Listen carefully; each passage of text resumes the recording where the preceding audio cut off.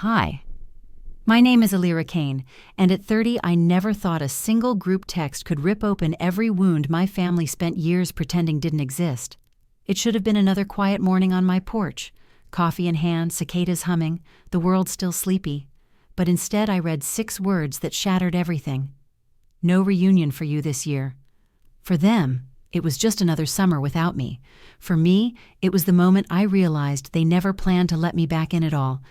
They said it was about peace, but what they really meant was, stay gone, stay silent, stay erased. Before I tell you how I turned their silence into a reckoning they never saw coming. Tap like if you've ever been shut out of something that should have been yours. And subscribe. It may seem small, but it's what keeps these stories alive. It was just after 8 a.m. when I stepped onto the porch with my second cup of coffee. Dark roast, black, the way I've taken it since my 20s. The Austin summer hadn't yet started to smother the city, but the humidity clung like a warning. I remember the way the sunlight caught on the rim of the mug, a small, perfect moment, just before my phone buzzed. One new message. It was from Aunt Vespera. No reunion for you this year, Elyra. We need space. I read it twice. Then a third time. The words didn't land softly. They sliced clean through. I sat down slowly on the porch swing, the creak of the chain unusually loud. My fingers tightened around the phone, nails pressing into the case. Space? After I'd offered to help organize everything? After I'd always shown up? They'd made that group text without me, my name deliberately missing from the RSVP thread. My breath caught, not from surprise, but from the sudden awareness that I wasn't shocked at all. What did space even mean in this context? I could already hear Vespera's voice, calm and clipped. It's just best for everyone. But best for who? The screen dimmed, then lit up again. Another message. Please respect the family's peace this year. There it was. That word. Peace. In our family, peace was code for obedience. Vespera's kind of peace always came at someone else's silence, usually mine. I hadn't thought about the ranch in weeks, but now memories broke in like a storm surge. The cracked stone path leading up to the big oak door, the sunburned smell of the wooden deck, the way laughter used to echo across the open fields like we were the happiest family in Texas. Before everything got quiet, before people stopped making eye contact across the dinner table, before they stopped inviting me. The porch swing rocked once as a breeze passed through. I set my mug down on the floorboards. I hadn't taken a single sip. Something bitter twisted in my chest, not from the coffee. This wasn't about me missing a reunion. This was about erasure. And I knew exactly who was holding the eraser. Vespera had always played hostess at the ranch, but the way she clung to that title made it feel more like a throne. Even when I was little, she'd glide across the porch in those linen sets, giving out orders like a commander, always smiling for the guests, but rarely at me. Years ago, I told myself her coldness was just generational. Now I wasn't so sure. I opened the message again, reread it, again. I didn't cry. I didn't text back. I just stared at the screen until the words blurred. Then I took a breath, a long one, and I stood up. They wanted space? Fine. I'd give them all the space they needed. But I wouldn't disappear. Not this time. Before I tell you how I turned their silence into something unforgettable, subscribe, a small click. But it's what keeps editors like me going so we can keep telling stories like this one. The real story didn't start with that text. It started long before, back when I was still naive enough to believe the ranch meant something to all of us. Back when I still believed Vespera saw me as family. It's strange the things your memory clings to. Not the big, loud moments, but the quiet, ordinary ones, like the way the Texas dusk used to fall over the ranch. The air would go still just before the cicadas started singing. The porch lights would flicker on one by one, casting soft halos across the gravel driveway. And inside the kitchen, Aunt Vespera's voice would rise above the clatter of dishes, crisp and clipped. "Elyra, wipe the counters. Lyrian, set the table." Even as kids, Lyrian and I knew not to ask questions. We moved like shadows through her instructions. She didn't yell. She never had to. That made it worse somehow. One summer, I must have been 11, I remember chasing fireflies out past the pecan trees. My bare feet thudded lightly across the lawn, and Lyrian laughed behind me. Her laugh, that high, airy one she only had back then. I caught one in my hand and held it up close, watching its body pulse with light against my skin. "I wish I could keep it," I whispered. Lyrian leaned close, whispering like we were holding a secret. "If you put it in a jar, it dies." That stuck with me, still does. We'd sneak back inside, sweaty and smiling, only to be greeted by Vespera's cool eyes. She'd be leaning against the hallway arch, arms crossed, watching us like we'd stolen something. "Take off those muddy clothes before you touch the floor," she'd say. No welcome back, no warmth, just a boundary we were always reminded of. Back then, the ranch felt like magic, until it didn't. There was this one night. I can still smell the grilled corn and mesquite smoke. Uncle Torin was out by the pit, humming off-key to Johnny Cash while flipping steaks. Lyrian and I had washed the fruit and laid it out in perfect rows on the big oak table, like little decorators. Everyone was outside except Vespera and me. I was stacking paper napkins when I heard her speaking low into the kitchen phone, her back to me. "She'll always be a wild card, Torin. You know it. That kind of energy isn't good for legacy." I froze, a napkin half folded in my hand. I didn't even realize I was holding my breath until I stepped back and the floor creaked beneath me. She turned then, saw me standing there. Her smile didn't reach her eyes. "Go help your uncle," she said, voice like silk over steel. I didn't move. "What's a wild card?" I asked, too naive to hide the sting in my voice. She just tilted her head. "Someone who doesn't know her place yet." That night, I sat out on the back swing, knees pulled to my chest, watching the fireflies blink in and out in the tall grass. I remember thinking, I don't want to be a wild card. I want to be wanted. Now, sitting in my apartment 20 years later, I feel that same ache settle into my chest like it never left. The silence of the living room is loud. I can still picture that ranch, the warmth of the wood floors, the crackle of the radio in the kitchen, the soft snap of the screen door as it closed behind me. That house raised us, but it was never ours. Vespera made sure of that. She didn't just assign chores, she assigned roles. Torin was the peacekeeper, Lyrian, the golden girl, and me, I think I was always the potential problem. Even in the family photos, I'm on the edge, smiling, but not quite part of the center. I still remember one particular afternoon when Vespera stood at the edge of the garden, watching the horizon like she was expecting something to arrive. She was speaking to Uncle Torin again, her voice hushed but urgent. I only caught one phrase: "We have to secure the legacy." That phrase stuck with me like a thorn. Back then, I didn't know what it meant. Now I think I do. Securing the legacy wasn't about preservation. It was about control. I pull out an old box from my hall closet, one I haven't opened in years.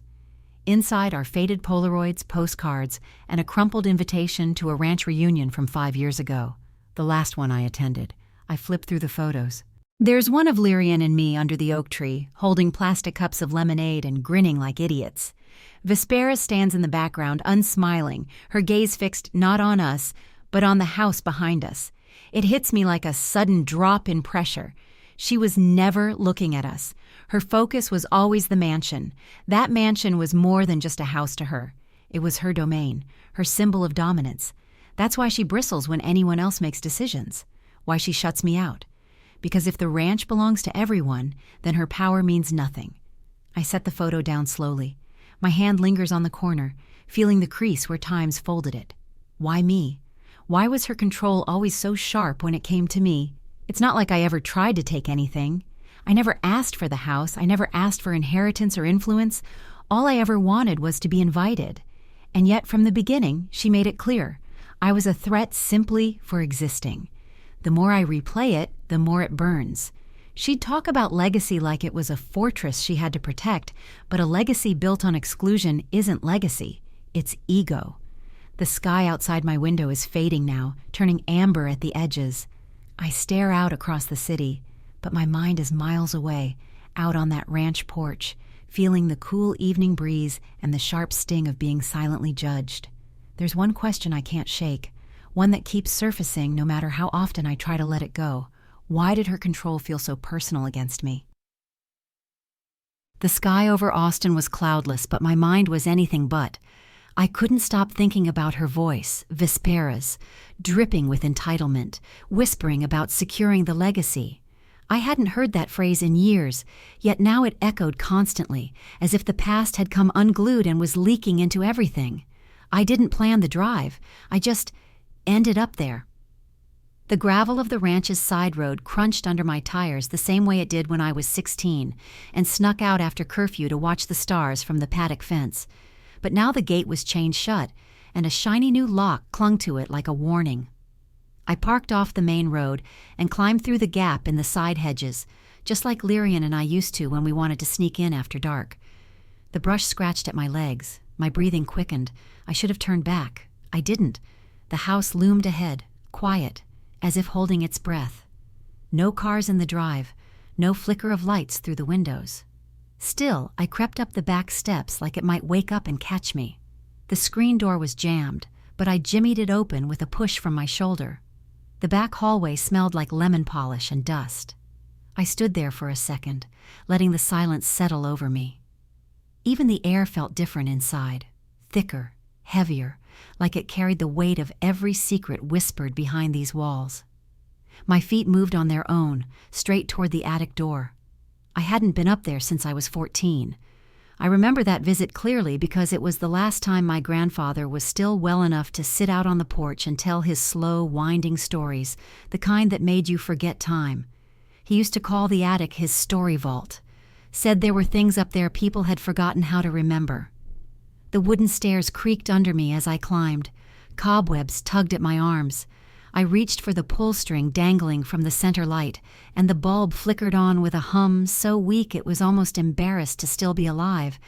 Boxes lined the walls, most of them sagging under the weight of their contents. Old photo albums, childhood toys, rusted tools, and then, in the far corner, a shoebox wrapped in a yellowing dish towel. I didn't know why, but I went straight for it.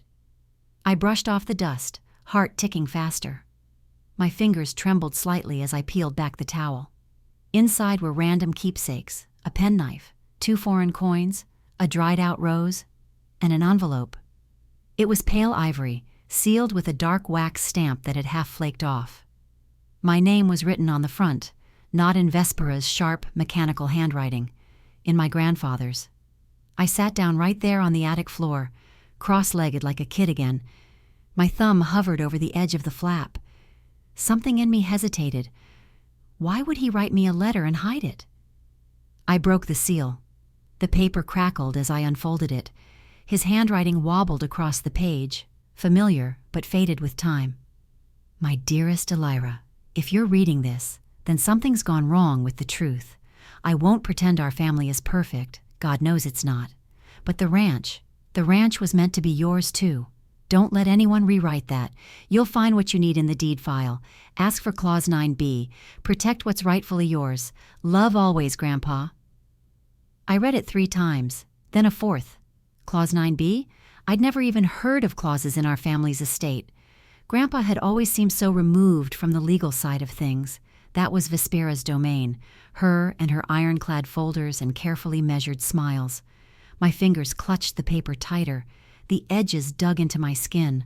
This wasn't just a sentimental note. It was a warning. Suddenly, something shifted beneath the floorboards behind me. I froze. Just a thump, probably a squirrel, but my body went stiff all the same. My heart thundered in my ears. I stuffed the letter into my tote and stood, legs wobbling a bit. A layer of sweat had gathered at my temples. The attic suddenly felt hotter, like the air itself was pressing in around me. I didn't linger. I practically flew down the stairs, shut the door behind me, and leaned against it, hand over my chest, breath sharp and shallow. What had Vespera been hiding? And why did Grandpa feel the need to write to me and not her? Back in the car, I turned on the AC full blast and let it blow against my face. My hands were still trembling, not from fear exactly, more like adrenaline. I didn't know much about estate law, but I knew enough to understand this wasn't some harmless clerical note. He'd referenced a clause that Vespera never mentioned, not once in all the time she droned on about the ranch's heritage and responsibility. Was it possible she'd buried something, or worse, deleted it? The deeper question haunted me more. Had she been hiding my inheritance all along? A horrible possibility sank into my stomach like cold lead. What if all those years of being sidelined weren't just personal? What if they were strategic? What if cutting me out wasn't about family peace, but about power? The letter lay folded on the passenger seat beside me, fluttering slightly from the vent breeze. My gaze dropped to the postscript, one line I had skimmed before but hadn't fully absorbed. If Vespera's name is on the deed, something's wrong. I swallowed hard. That line changed everything. Because when I was 14, I remember Grandpa pointing to the land and saying, "This place should belong to someone who remembers where it started." And I remembered everything. But what I didn't know, what I still don't know, is what exactly Clause 9b contains, or how far Vespera was willing to go to keep it hidden. All I knew was this: I had to find out. I sat on the edge of my bed, phone in hand, staring at Lyrian's name glowing on the screen. There were 100 reasons not to call her, 100 ways this could go wrong, but the letter still sat in my purse like a burning coal, and my mind wouldn't stop circling around one question. Who else knew? My thumb hovered over the call button for a few seconds, then I tapped it. It rang twice before her voice came through. Bright, cautious, familiar. "Hey, Elyra." My mouth was dry. "Hey." A pause, just enough to carry the weight of all the years between us. "I wasn't expecting to hear from you," she said, voice light but tight. "Everything okay?" I let out a short breath. "Not really." I stood up and paced toward the window, pushing aside the curtain. The late afternoon sun painted my apartment in long amber streaks, but all I felt was a growing cold in my chest. "I got a text," I said, "from Vespera, about the reunion." Silence. Then carefully, "Oh, yeah, I heard." I let that hang between us. Her voice had the softness of someone walking a tightrope, careful not to lean too far in any direction. "She said I shouldn't come, that the family needs space." Another pause. Then Lyrian whispered, "She told us you'd make things harder." My stomach dropped. I sat back down slowly, pressing the phone harder to my ear. "Harder how?" "She said you'd stir things up, that you've always been too intense, that you'd try to turn people against her." A shaky breath. She made it sound like it was for everyone's peace. There was that word again. Peace. I could picture Vespera sitting at the head of the long dining table, that faux kind smile pasted across her face while she orchestrated her little empire of silence. "She's been saying stuff about me for years, hasn't she?" I said. Lyrian didn't answer at first, then so quiet I almost didn't catch it. "Yes." The words sank into me like ice water. I closed my eyes, gripping the edge of my nightstand until my knuckles whitened. What did she say? That you weren't reliable, that you never really understood the responsibility of family. She paused. That you're always looking for drama. I swallowed hard. My throat felt raw. "And you believed her?" "No," she said quickly. "I didn't want to, but it's hard to speak up when she controls everything." There it was, the thing I'd always suspected but never heard out loud. Control. "She doesn't just host the reunions," I said quietly. "She edits the narrative, cuts out the parts she doesn't like." Lyrian exhaled shakily. "She's been doing it for years." Something inside me cracked, not like a sudden break, but more like a slow fracture finally deepening. "I found something," I said. She went quiet. "A letter. From Grandpa. Hidden in the attic. He mentioned a clause in the deed, something Vespera's been keeping from all of us." "You went back to the ranch?" "Yes," I said. "And it didn't feel like home anymore. It felt confiscated." Lyrian was silent again. I pictured her sitting in her townhouse kitchen, still in her work scrubs, curling the cord of her phone around her finger like she used to when we were teenagers gossiping past midnight. "I always thought she favored me because I stayed out of the way," she said finally. "But maybe she was just picking the ones she could control." The words stung. Not just because they were true, but because part of me had envied Lyrian for so long, thought she was lucky, included, safe. But safety in Vespera's world came with a cost. "She told me you were the one who caused the split," Lyrian said, "that you left after some family disagreement." I laughed, short, bitter. "She didn't tell you I cried on the porch steps after she called me selfish, or that she locked the study when I tried to ask questions about the trust?" "No," Lyrian said, barely above a whisper. My hands shook. "She's painting this version of me that doesn't exist," I said, "and no one's correcting her." "I'm sorry," she whispered. I believed her, and yet it wasn't enough. "I think she's hiding something big," I said. "Bigger than just excluding me. Grandpa's letter. It warned me." "She'll be furious if she finds out you were there," Lyrian said. "If she knows you're asking about the deed—" "She's already furious," I said. "But I'm done tiptoeing." There was a pause, a long one, and then her voice dropped even lower. "There's something I should tell you." My heart thumped louder. "She's been going through old files, legal stuff, shredding things. Uncle Torrin said she's reorganizing, but I think she's destroying records." A chill ran through me. "When?" I asked. "Last week, right after the reunion invites went out." The timing couldn't be a coincidence.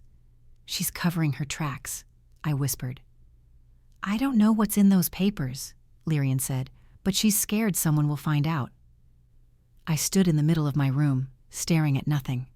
My hand trembled slightly as I lowered the phone.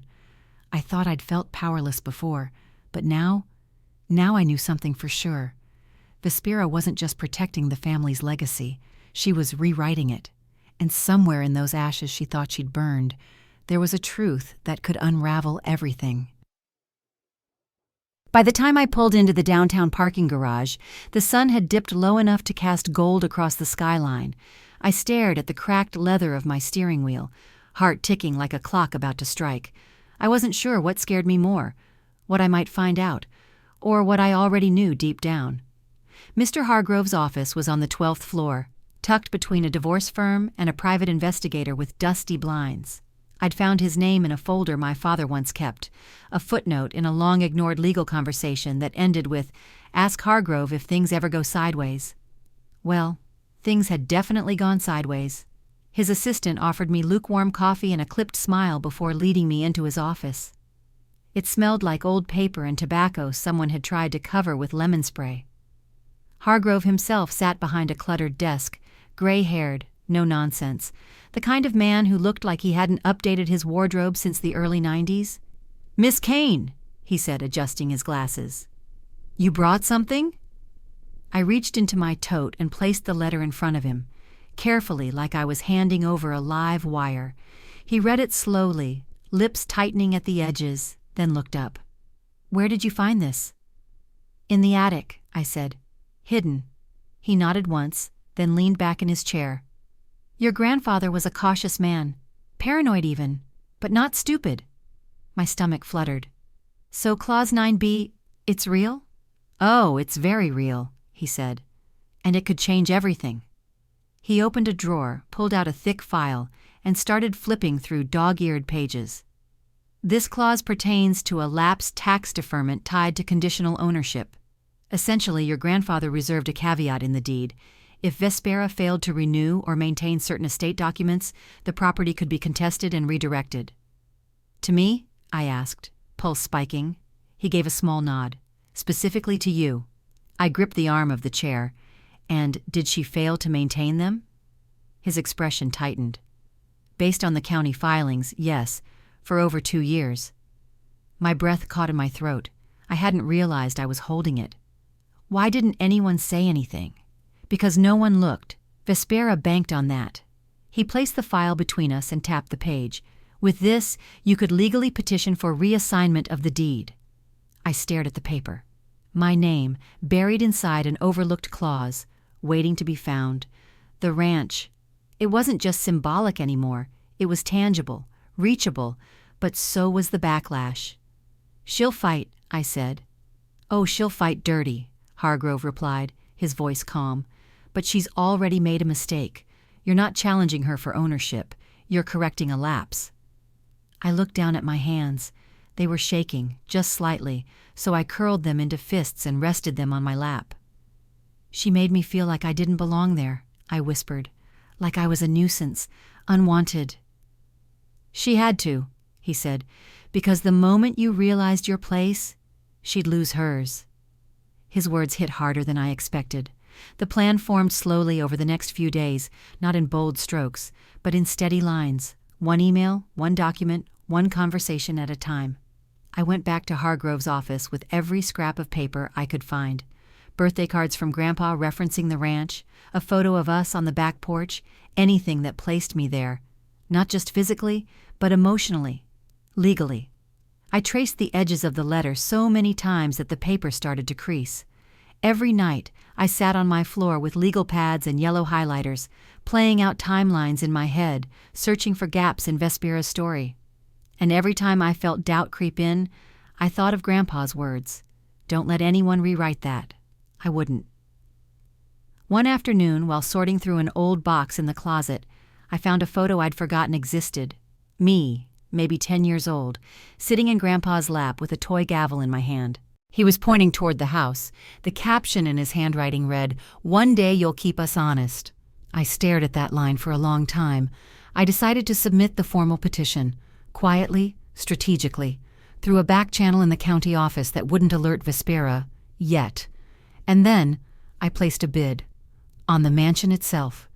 Technically, it was already under family trust ownership, but the clause allowed me to assert claim through purchase due to mismanagement.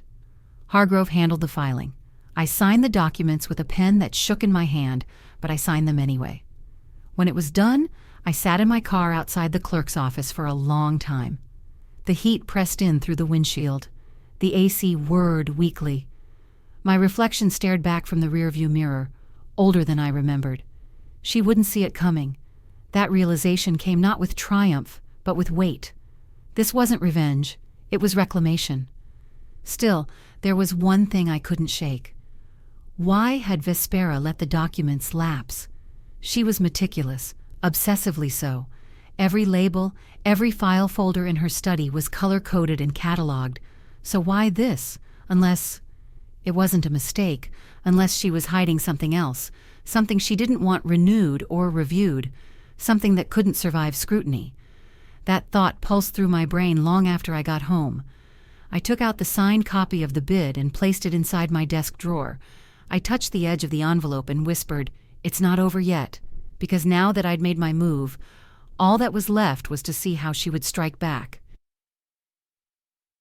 The paper trembled slightly in my hand as I signed the final line. The conference room was small and impersonal, white walls, humming fluorescent lights, a dusty ficus that hadn't seen water in weeks. But the moment felt anything but bland. It was seismic. I could feel the weight of the signature traveling up through the pen and into my spine, anchoring me to something real, something irreversible. A click. Mr. Hargrove capped the pen, slid the deed back into its envelope, and gave a faint nod. "It's yours now." I sat very still. My breath was shallow, almost afraid to disturb the moment. Mine. The mansion was legally mine. The same mansion I'd been locked out of, ignored within, belittled inside. And now, it bore my name. "Does she know yet?" I asked. "No," he said. "The title hasn't pinged on the registrar system yet, but she will soon, and when she does, I'll be ready," I finished for him. I wasn't sure if that was true, but it needed to be. The silence in the car on the way home felt different now. Not hollow, charged, like air just before a lightning strike. I kept my left hand on the wheel and my right hand pressed lightly over my stomach, like I could calm the flutters inside. I wasn't sure if it was adrenaline or fear, or both. That night, I opened the old floor plans of the mansion I'd saved to my laptop. My fingers hovered over the screen, tracing the blueprint of every room, each corner that had once made me feel like an outsider. Now, every hallway belonged to me, every window and stair and banister. But I wasn't here just to reclaim space. I was here to reclaim truth. The next morning, I booked the family reunion, under my name. I didn't tell anyone. I made the reservation through a corporate shell, careful not to tip the booking system. I chose the dates, confirmed the catering, and even selected the same linen sets Vespera always used, because I knew they'd notice. I was setting a stage, and she wouldn't see the trap until the curtains had already risen. Still, there were things I couldn't stop thinking about. Why had Vespera let the clause lapse? A woman that calculated doesn't just forget about legal upkeep. She either thought no one would ever find it, or she wanted it buried so deeply that if anyone did, they'd already be too late. I opened Grandpa's letter again, reread the final lines. If Vespera's name is on the deed, something's wrong. I could still see him in his old chair on the back porch, a glass of iced tea sweating beside him, the light catching in the lines of his face. He wasn't warning me casually. He knew something she didn't want me to find. I ran my fingers over the seal of the new deed. I should have felt victorious, but all I felt was the air thickening. That night, I woke from a dream I couldn't fully remember. Just the image of a hallway filled with smoke. Vespera's voice echoing from behind a locked door. When I opened my eyes, the clock read 3:12 a.m. I sat up in bed, drenched in sweat. She would come for this, and she wouldn't come politely. The next day, the email came in from the county confirming the deed transfer. Subject line: Final confirmation, Kane estate ownership filed. It felt like a firework going off in my inbox. I stared at the screen for a full minute, the cursor blinking like it was holding its breath for me. I forwarded the document to a private archive, backed it up 3 times, and printed a hard copy. I sealed it in a red folder and slipped it into my file drawer. Then I waited. I didn't have to wait long. 3 days later, I got a text from my cousin Micah, someone I hadn't heard from in months. "Hey, did you rebook the ranch for the reunion? Thought Vespera was handling that." I replied simply, "Yes, see you there." It took exactly 1 hour before my phone rang. Unknown number, but I didn't need caller ID. I picked up and said nothing. Her voice cracked like dry ice. "What the hell have you done?" I didn't flinch. "Claimed what's mine." "You arrogant little—" "Don't," I said, cutting her off. "You gambled on no one ever digging into Clause 9B. You lost." She was quiet for a beat. Then, "That clause was never meant to hold." "It held long enough." "You're making a mess of everything," she hissed. "No," I said. "I'm cleaning it up." "You don't know what you've started." Her voice was low now, ominous, and for the first time I heard something behind the fury. Panic. She ended the call before I could respond. I stood frozen, phone still to my ear, listening to the absence of her voice. She was scrambling, which meant I was getting close. That night I pulled out the guest list and added one last name, mine. Not just as host, as owner, as the one who turned their rejection into reckoning. But there was one thing that kept pulling at me. That clause. Why hide it so desperately? What exactly was she afraid would come out with it? And just how much of the past had she doctored to protect herself? Because now that the deed was mine, the lies built into it might be mine too. They came in waves, just like they always did. SUVs crawling up the gravel drive, tires crunching against the dry summer earth, windows dark and glossy like secrets on wheels. I stood behind the second-story curtain, barely breathing, watching them file in like it was any other July. The same cousins, the same laughter, the same illusion that nothing had ever been broken, that no one had ever been erased. But this time, the locks were mine. The air inside the house was still, heavy with fresh polish and air conditioning that had kicked on just moments before. I'd arrived earlier that morning before anyone else, walking through every room with deliberate steps. I'd opened the drapes in the living room, straightened the chairs, set the table just the way Vespera always had, down to the folded napkins shaped like magnolias. If anyone noticed the perfection, they'd assume she'd done it. Let them. This was my stage now. A black SUV pulled to the front. The driver's door opened and she stepped out. Vespera, still in control, or at least pretending to be. Her linen blazer barely wrinkled in the heat. Her heels clicked against the porch in that familiar rhythm I'd once used to time my breath. Behind her, Uncle Torrin climbed out slowly, squinting against the sunlight. Lyrian followed, her eyes darting up toward the house like she was expecting it to burst into flames. I turned away from the window. I didn't need to see their faces. I needed them to see mine.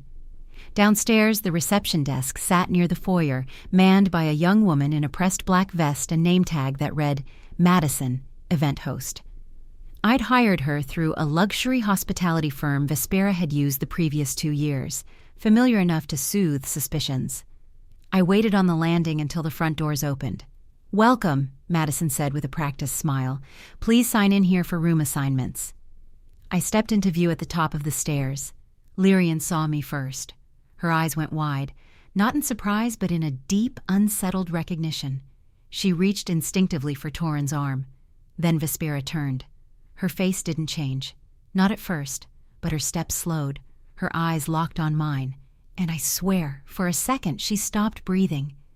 I descended the stairs 1 step at a time, heels echoing across the wide wood floor. No one spoke. The weight of it hung between us like the humidity outside pressing against glass. Vespera looked around, scanning the room like something was out of place. What is this?" she said finally, voice thin but sharp.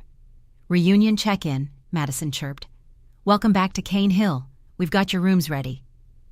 Torin's brow furrowed. "Kane Hill?" I stepped closer, stopping just short of the front entry table. "That's what I renamed the property," I said calmly. "It's under new ownership." Vespera blinked. She looked at Madison, then back at me. Her lips parted like she was about to laugh, but no sound came. "That's not funny," she said. "It's not a joke," I replied. "Check the deed. The county confirmed it last week." Silence. Then the receptionist tilted her tablet slightly. "Guest of honor," she said, tapping my name on the screen. "Elyra Kane, owner and reunion host." The room shifted. Lyrian's hand went slack at her side. Torin turned toward Vespera with a half step of hesitation, as if suddenly unsure which direction gravity worked. Vespera's voice came out colder than I'd ever heard it. "You're trespassing." "No," I said, "you are." The word snapped like a whip. Her jaw tightened.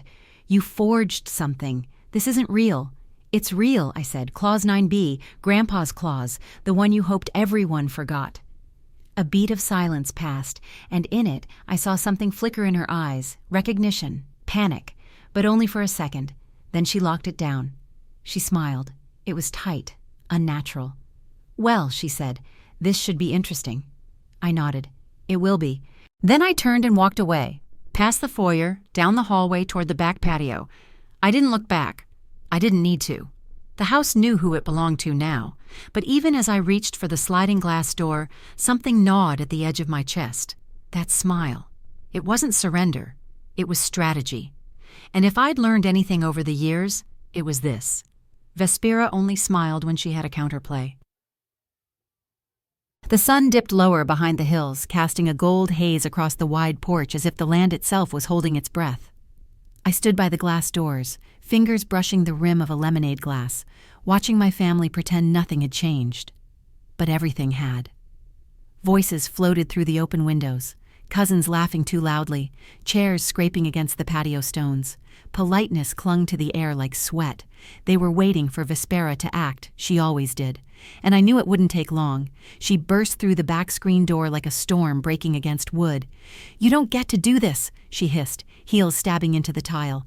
"This isn't yours." Everyone fell silent. I turned to face her, heartbeat steady, voice even. "It is. And you know it." Her eyes flicked toward the others. "She's staging some performance. Don't indulge this." No one moved. Even Uncle Torin looked like he was trying to disappear into his beer. "You had your moment," I said. "It lasted 20 years. "You think this little stunt makes you powerful?" she snapped. "You're playing dress-up in grown-up shoes." "I'm walking in the ones you tried to burn." Her jaw clenched. That tight smile cracked at the edges. "You've manipulated everyone," she said. "Spun a lie out of a few old papers and one bitter letter." My breath caught. "Bitter?" She laughed. Sharp, bitter. "Your grandfather was senile near the end. He didn't even know who I was half the time. You really think that letter was meant to mean anything legally?" I stepped forward. "It meant everything." She turned to the crowd now, gathering momentum, speaking louder. "She wants to fracture this family. She's doing it out of spite, not love." "I wanted to be included," I said, voice rising with hers. "You made that impossible." Vespera's face flushed. "Because you weren't ready. You were unstable, emotional, unreliable." "No," I cut in, "because I asked questions." Something shifted, the tone, the tension. People were listening now, really listening, even the ones who'd always kept their heads down. "I didn't betray this family," I said. "You did. You locked doors, controlled information, buried what you didn't want us to see." Vespera's voice dropped low again. "Careful, Elyra. You don't know what you're inviting." I stepped even closer. "Then show them. Show them what you've kept hidden. Open the study. Let them see the shredded files, the deeds, the erased names." Her eyes burned. Her hands trembled, just slightly, but enough for me to notice. "Get out of my house," she whispered. I smiled, small, sad. "It's not yours anymore." The silence that followed was louder than anything she could have screamed. She looked around, searching for backup, but no one moved. Not Lyrian, not Torin, not even Micah. "You'll regret this," she said finally. "Every legacy you think you're protecting, this stunt destroys it." "No," I said.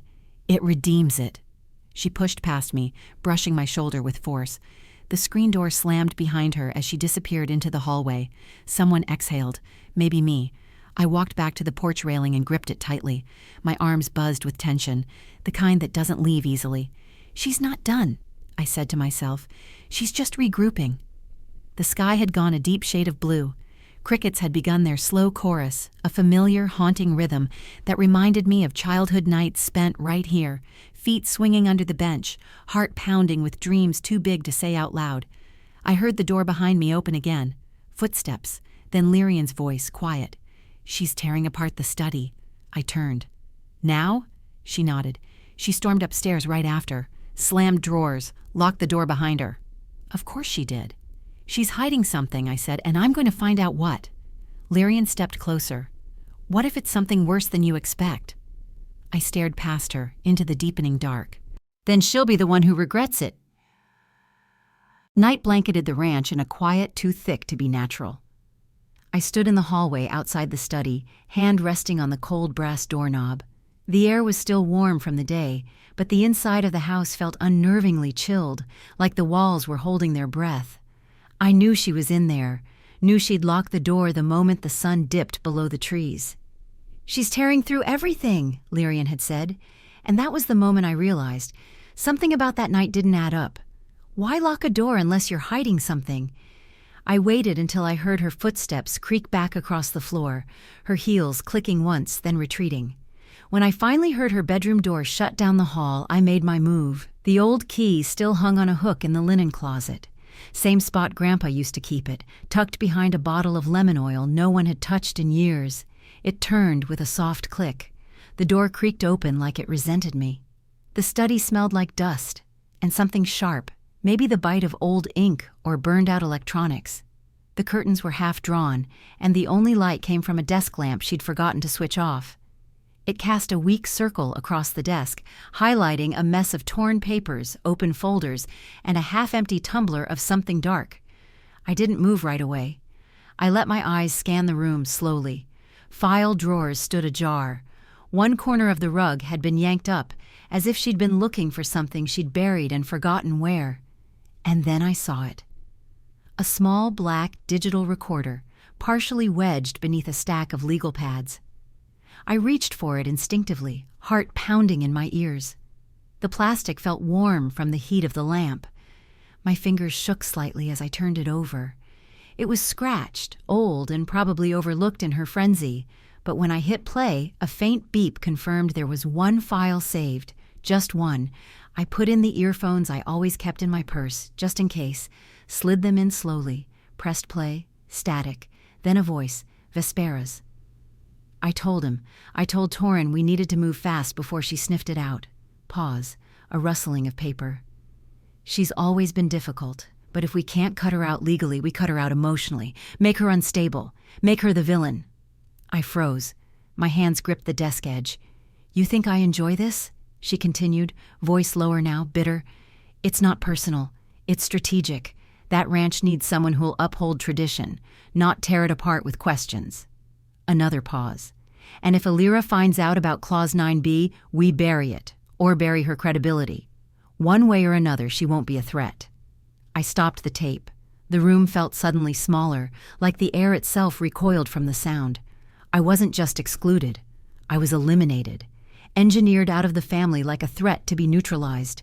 This wasn't just about property. This was about identity. My hand went to my mouth. I didn't realize I was shaking until the recorder slipped from my palm and clattered onto the desk. I looked around again, at the boxes, the half-shredded pages still sticking out of the bin. She'd been covering her tracks, for years maybe. And yet here it was, undeniable. A whisper from the shadows, recorded and forgotten. Proof. I picked up the recorder again and tucked it into the inner pocket of my coat. My fingers lingered there, tight around it. The audio didn't just vindicate me. It exposed her. Down the hall, a floorboard creaked. I moved fast, closed the drawer, straightened the papers just enough to look untouched, slid the door gently until it clicked shut again. I stood in the hallway, back to the wall, heart racing, waiting. Another creak, then silence. She was awake. I tiptoed barefoot down the stairs, gripping the railing like a lifeline. The whole house felt like it might crack in two with every step I took. Back in my room, I closed the door softly behind me, locked it. Then I slumped onto the floor, recorder still in my hand, chest heaving. She planned to destroy me, and she almost did. But now I had the one thing she couldn't spin, silence or shred. Truth. I pulled out my laptop, opened a new folder, dragged the audio file onto the desktop and renamed it Vespera Confession 01. Just seeing the name gave me chills. I stared at the screen for a long time. Then I opened a blank document. There were court dates to consider, legal strategy, backup storage. But for now, I just typed 3 words. She's not invincible. A quiet knock broke my focus. I jumped. Elyra? Lyrian's voice low. You awake? I cracked the door. Her face was pale. She's in the kitchen, she whispered, making calls, talking fast. To who? I don't know, she said, but she looks scared. She should be. Keep your phone close, I told her. Things are about to shift. And they would, because now I had the tape.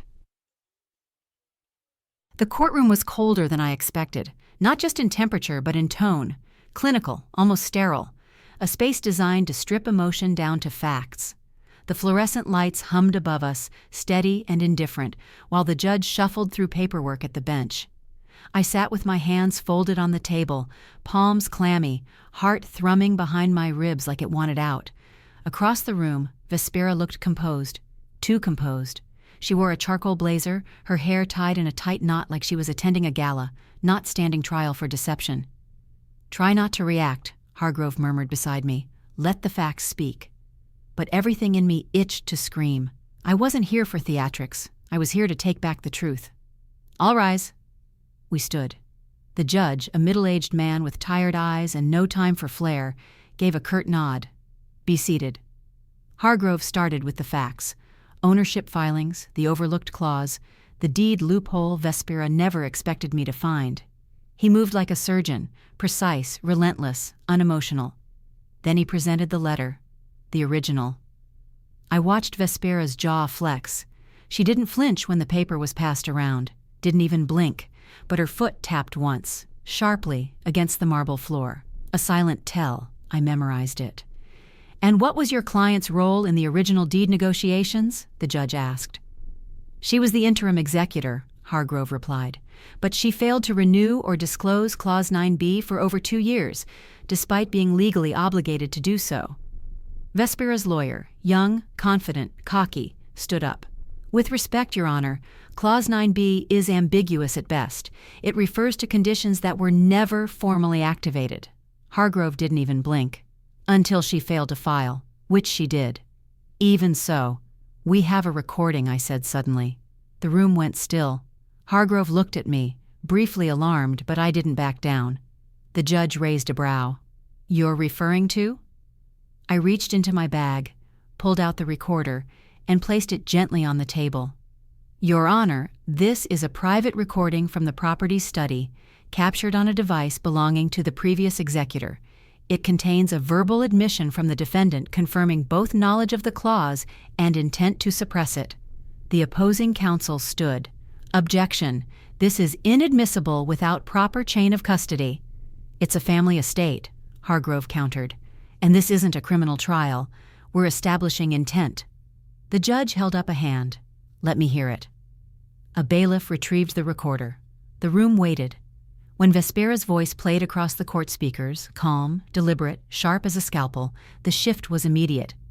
"If Elyra finds out about Clause 9b, we bury it, or bury her credibility." Gasps, audible ones. Even the court reporter glanced up for the first time all morning. I turned slowly to look at Vespera.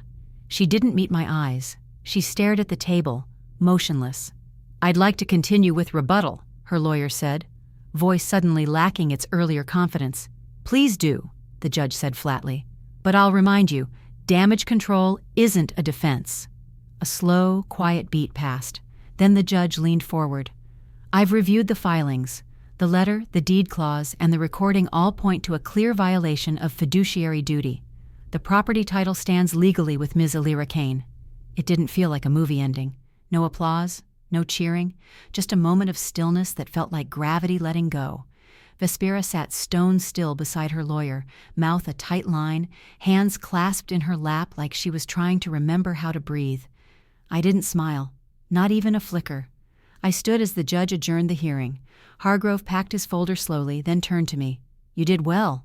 I nodded, but my voice wouldn't come. Outside the courthouse, the sun was blinding. I paused on the steps, feeling it on my face, soaking it in like warmth I hadn't let myself feel in years. But the weight hadn't lifted. Not yet. Back at the hotel, I opened my laptop and clicked into the county property system. My name was there, Elyra Kane, owner. It was real now. But something gnawed at the edge of me. A week ago, I was desperate to prove I belonged. Now that I had, why didn't I feel whole? A soft knock broke my spiral. It was Lyrian. Her face was drawn, eyes heavy with something she hadn't yet said. "You have a second?" I let her in. She paced, nervous. "I need to tell you something," she said. "I should have told you before the trial, but I was scared." I sat down slowly. "What is it?" She pulled a folded note from her purse, faint yellow paper, faded edges. "I found this in one of Grandpa's books years ago. I never showed anyone, not even Vespera." I unfolded it. Another letter. Short. A few lines. But it hit harder than anything I'd heard in court. "Lyrian, if Vespera ever turns this family into something it was never meant to be, give this to Elyra. She'll know what to do, and she'll do it with heart. Grandpa." I stared at the words until they blurred. "He trusted you," I whispered. Lyrian nodded, eyes glassy. "But I didn't trust myself." I reached for her hand. "You did now. That matters." But my heart was thudding again, because if Grandpa had hidden one letter, what else was still buried? The mansion felt different now. Not because of the deed, not because of the courtroom victory or the judge's ruling, but because for the first time in years, I walked through its front doors without flinching. The air was still heavy with that familiar mix of cedar and old floor polish, but something inside me had shifted. The house didn't loom anymore, it listened. I wandered room by room in silence. Morning light filtered through the tall windows, soft and golden, catching on the dust motes like falling confetti. My footsteps echoed across the wood floors with a strange calm. No more needing permission to be here. No more asking who this place belonged to. It was mine now. But more importantly, I finally believed it. In the dining room, I paused beside the oak table, long and scarred with decades of family meals and quiet wars. My fingers traced a familiar chip in the corner. I remembered hiding beneath this table during thunderstorms as a kid, counting the seconds between lightning and thunder while Grandpa hummed from the kitchen. He always made me feel safe. I pulled a worn envelope from my coat pocket. Lyrian's note. Grandpa's words. "She'll do it with heart." I swallowed hard. My throat still caught when I read it. Somewhere between the betrayal and the court filings and the anger, I'd forgotten what I was really trying to protect. Not just property, not just legacy, but memory. I opened the hallway closet and pulled out a small box I'd tucked away years ago, one of the few things I'd dared to keep from the ranch when I left. Inside were sun-bleached photos, postcards, and one battered Polaroid of me and Grandpa sitting on the back steps. He was holding a lemonade in one hand, his arm draped over my shoulder like we belonged to each other without question. I framed it.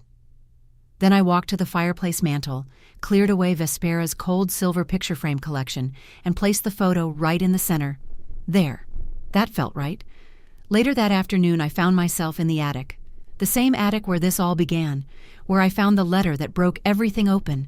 It smelled the same: dry insulation, old cardboard, the faint scent of mothballs clinging to old blankets.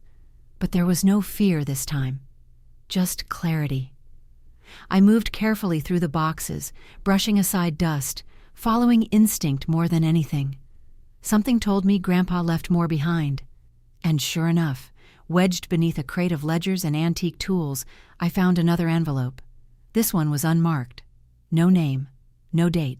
But inside were two things: a faded blueprint of the house and a folded note. There's more to protect than land, Elyra. Sometimes the truth lives behind walls. I stared at the blueprint. One room was outlined in red, a small storage closet off the west wing, barely used since I was a kid. But there was a handwritten arrow drawn next to it. Grandpa's messy scrawl, old shelf slides forward. I didn't wait. Downstairs, I made my way to the west hallway, passing familiar doors with unfamiliar strength in my step. I stopped in front of the closet and opened it. It smelled like forgotten linens and dry wood. An old bookshelf stood at the back, sagging under the weight of a few random manuals and half-burned candles. I ran my fingers along the edges. Click. The shelf shifted an inch. I pressed harder, and it groaned open, revealing a narrow crawl space behind it. My breath caught. Inside, there was a small, locked metal box. I tugged it out, carried it into the light, and opened it with a skeleton key I'd found in Grandpa's desk drawer weeks ago. Inside were documents, deeds, letters, photocopies of estate payments, and handwritten notes from Grandpa. But one paper stood out, a second trust deed, one that listed me as successor, with contingency rights should anything ever happen to the primary. It was dated 7 months before his death. 7 months Vespera had every opportunity to disclose, and didn't. A knot formed in my chest. She didn't just lie. She erased. I tucked the papers back inside, heart racing. Not with fear, something deeper, like fury with a purpose. She knew about this. She must have. And now I understood why she fought so hard to keep me out. This wasn't about the house. It was about erasing the version of history where I mattered. I returned to the living room and sat at the edge of the fireplace, clutching the metal box. The flames weren't lit, but I still felt the heat building inside me. I wasn't done. Not yet. A soft knock echoed through the house. I stood, crossed the hall, and opened the door. It was Torin. He looked weathered, older than I remembered. His eyes flicked to the box in my arms, then back to my face. "I guess you know now," he said. "I do." He looked like he wanted to say more, maybe explain, maybe apologize, but I didn't give him the chance. "You stood by while she buried all of this," I said. "You let her destroy the truth." His face crumpled. "I didn't know how to stop her." "You could have tried." He nodded slowly. "You're right." Then he pulled something from his jacket, a folded envelope. "This was left in my drawer a week before Grandpa passed," he said quietly. "I didn't open it. I was afraid." He handed it to me. I took it with trembling fingers. I hadn't even broken the seal when I felt it. That same sensation I had in the attic. Like the past was finally done, waiting to be uncovered. I stood at the edge of the back porch, Grandpa's final letter open in my hands. The paper had yellowed with time, creased and softened from years in hiding. But his handwriting was still firm, still his. "If you're reading this, then the house is finally yours, not just in title, in spirit. Protect it with grace, not pride.